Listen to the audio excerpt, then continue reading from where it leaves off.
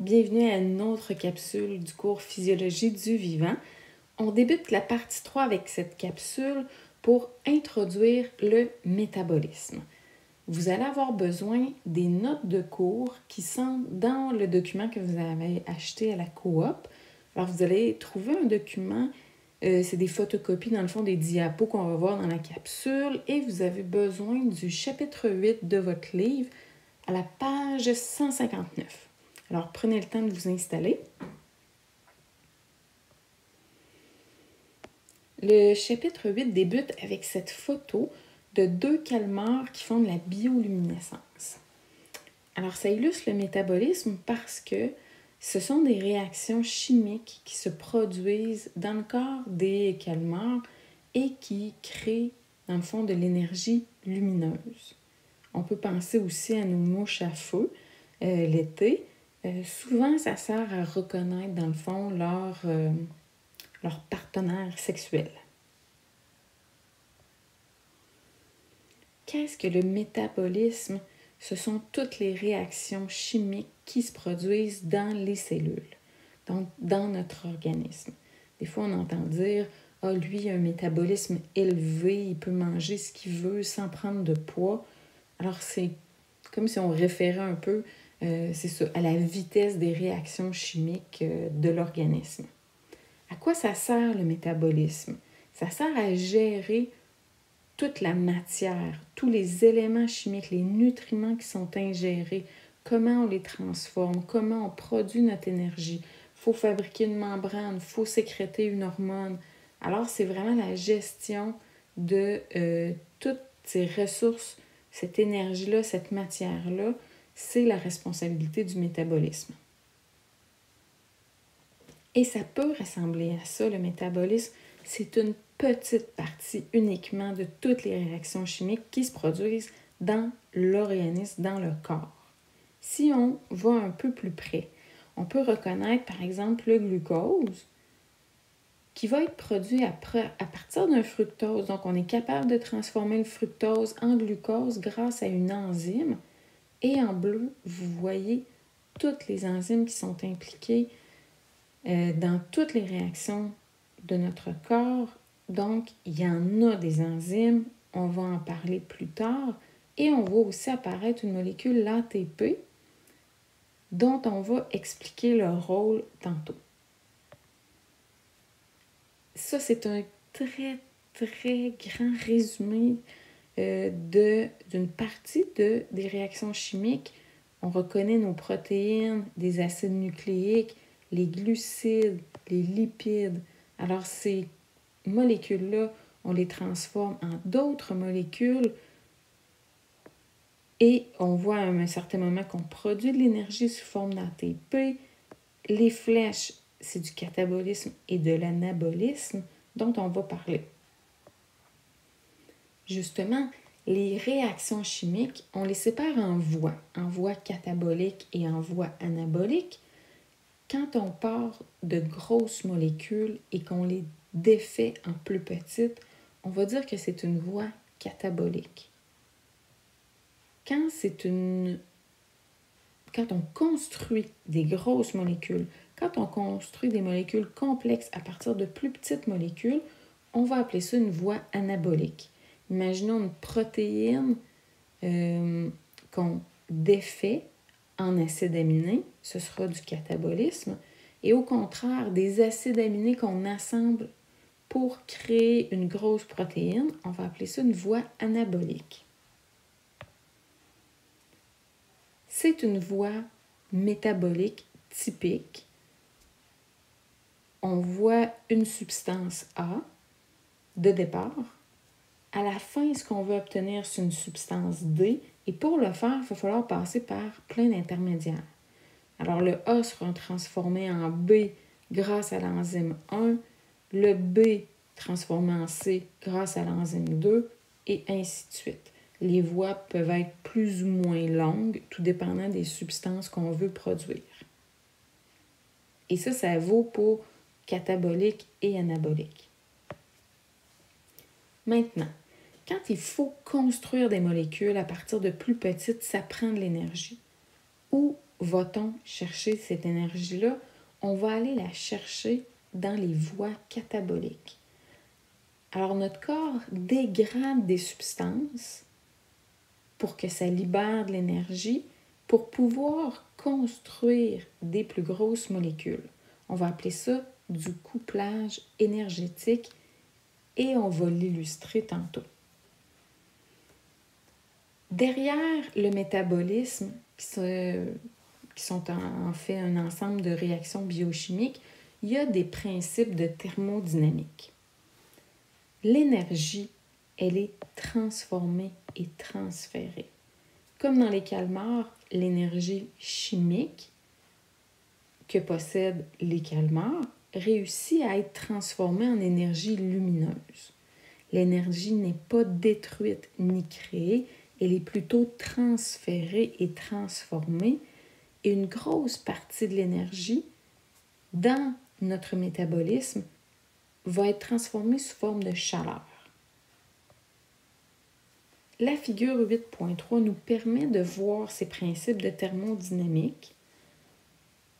Alors, les aliments qu'on ingère, c'est de l'énergie chimique qu'on va pouvoir transformer en énergie cinétique dès qu'on va bouger, contracter nos muscles.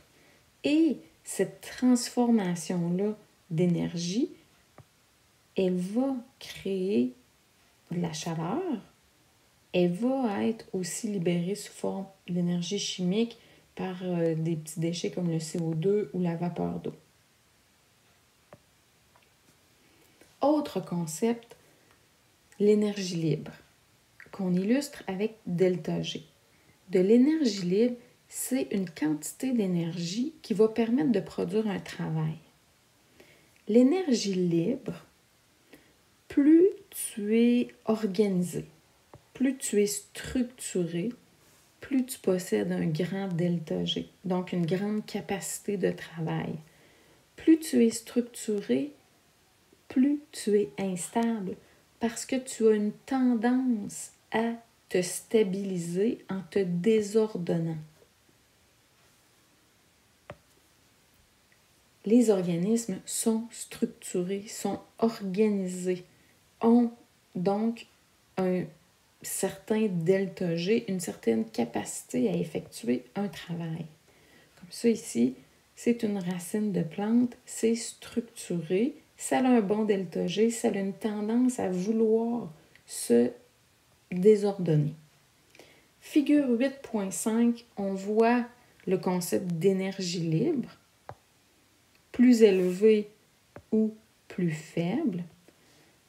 Exemple avec une molécule chimique. Voici une molécule de glucose. Le glucose, il est structuré, il est organisé et il a donc un certain ΔG. Naturellement, spontanément, si on le laisse faire, le glucose va finir par se désorganiser, par se défaire en plus petites molécules, des molécules plus simples, plus stables, qui possèdent un moins grand ΔG. Même chose ici pour la petite goutte de colorant. Les molécules sont rapprochées, elles sont organisées et naturellement, elles vont vouloir se désordonner, donc perdre de l'énergie. C'est ce qui donne naissance à deux types de réactions. Le premier type de réaction, ce sont des réactions exergoniques, donc qui libèrent de l'énergie. Elles se produisent spontanément. Tu n'as pas besoin de donner de l'énergie pour faire cette réaction-là. Elle se fait toute seule. Et ces réactions exergoniques-là, on va dire qu'elles ont un ΔG négatif. Tandis que les réactions endergoniques ont besoin d'absorber de l'énergie. Il faut investir de l'énergie. Ça veut donc dire qu'elles ne sont pas spontanées. Et leur ΔG est positif parce qu'il faut investir de l'énergie. Plus facile de bien le visualiser avec cette figure-là, la figure 8.6. Imaginons une réaction exergonique. Une réaction exergonique, ça pourrait être par exemple une grosse protéine. Si tu laisses la grosse protéine tranquille, un jour ou l'autre, elle va finir par se défaire en produits, en petits acides aminés. Ta protéine, elle avait un bon delta G, tandis que les petits acides aminés désassemblés ont un plus faible delta G. C'est donc une réaction qui a dégagé de l'énergie et dont les produits ont moins d'énergie libre. Cette réaction-là, elle a donc un delta G négatif. Une réaction endergonique, ça pourrait être justement la création d'une grosse protéine à partir d'acides aminés. Les acides aminés ont une certaine quantité d'énergie libre. Si tu veux les coller ensemble, il va falloir que tu investisses de l'énergie parce que la molécule que tu crées possède un delta G plus élevé. Ce sont donc des réactions qui vont avoir des delta G positifs. Et ça nous amène à parler du travail cellulaire. Le travail cellulaire, il y a 3 types principaux. Tu peux avoir du travail mécanique, de transport ou chimique. On va aller voir à quoi ça ressemble du travail de transport. Faire voyager une molécule à travers nos cellules, des fois, il faut investir de l'énergie pour le faire. Et cette énergie-là, elle est toujours sous forme d'ATP. Travail mécanique. Travail mécanique, c'est par exemple faire circuler cette petite vésicule-là grâce à une protéine motrice qui va utiliser elle aussi de l'ATP. Une contraction musculaire, c'est un travail mécanique qui demande de l'énergie pour se faire.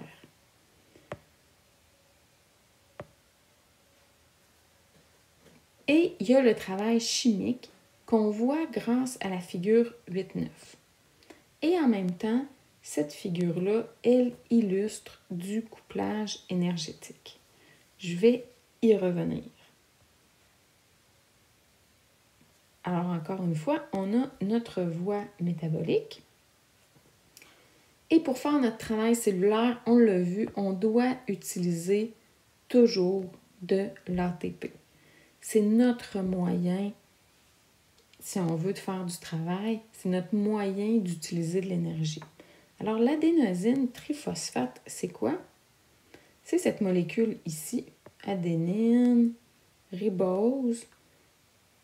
Ça, c'est pas très important de connaître cette structure-là. Ce qui est vraiment très important, par contre, c'est de savoir qu'il y a 3 groupements phosphates qui sont reliés à cette molécule-là, d'où le nom triphosphate, et que quand on hydrolyse, quand on ajoute une molécule d'eau, très, très, très facilement, il y a un des groupements phosphates qui se détache et ça libère beaucoup d'énergie. On se retrouve donc avec un adénosine diphosphate. Pourquoi elle est énergétique, cette molécule-là? Parce que les 3 groupements phosphates sont chargés négativement. Ça fait comme un genre de ressort énergétique. C'est très fragile, très instable. La molécule, elle veut, là, si on voit les petits groupements sont négatifs, elle veut absolument lâcher son groupement phosphate. Et l'énergie qui est libérée, c'est 30,5 kJ par mol. Donc, l'hydrolyse de l'ATP, c'est un exemple de réaction exergonique. On vient de le dire, pour produire du travail, on hydrolyse l'ATP, on prend le groupement phosphate qui a été libéré et on le donne à une autre molécule. Cette autre molécule-là va devenir un intermédiaire phosphorylé très instable et ça va nous être utile pour faire notre travail. Alors, on revoit notre hydrolyse et voici le fameux couplage énergétique pour effectuer un travail chimique. On veut réaliser la réaction ici présente. cette réaction-là, si vous remarquez, elle a un delta G positif. C'est donc une réaction endergonique.